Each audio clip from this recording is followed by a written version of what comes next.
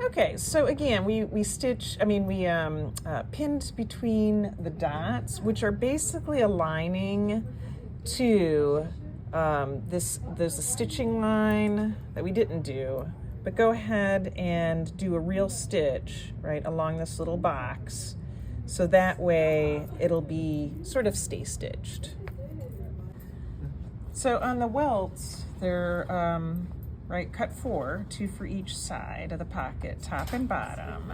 You're stitching 5/8 inch away, or excuse me, basting 5/8 of an inch away. And then you're trimming these, actually it tells you to just trim them to 1/4 inch, so you don't even need to grade. So that's what we're doing on either side here. And then we're gonna place them, I actually pin marked, right, the top and bottom edges of the pocket opening, right? So, so that way, you know, the front of the garment, right side of the garment remains clean, and we can easily match them up. So it looks like we're matching the dots. So we piped, but you don't have to pipe.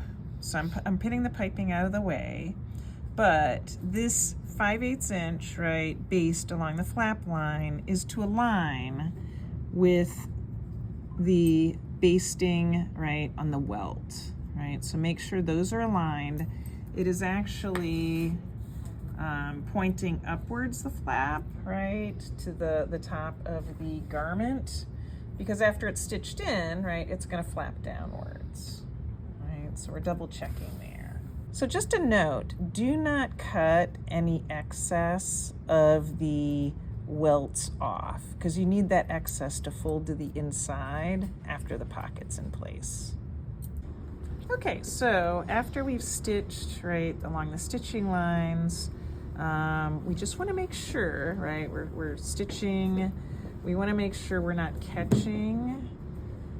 Obviously we're stitching over top of the flap, but on the sides here, right, we want to make sure that the flap, I could feel it, the edge of the pocket flap is inside of my stitching lines, right? So that way when I turn it, it'll be free to turn on its own.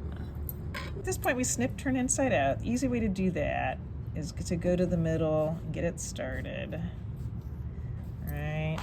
There we go, carefully. And this is where we end up cutting, and then before we get to the corners, cutting right into the corners, right? And the pattern gives you a good diagram. If you want to use smaller scissors, that's fine. And you're going through a few layers, so it could be a little difficult. But before you get to the very edge, right, I like to take my smaller scissors and get right in there, right? So I'm almost there to the point.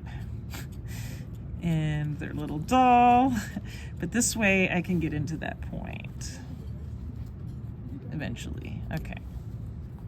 Okay, so something to note, when you turn it all to the inside, right, basically this, the lower welt comes up, right, and this is the pocket lining, so that will go up, and so the lower welt goes upwards and the upper welt goes downwards, right, over top of the pocket.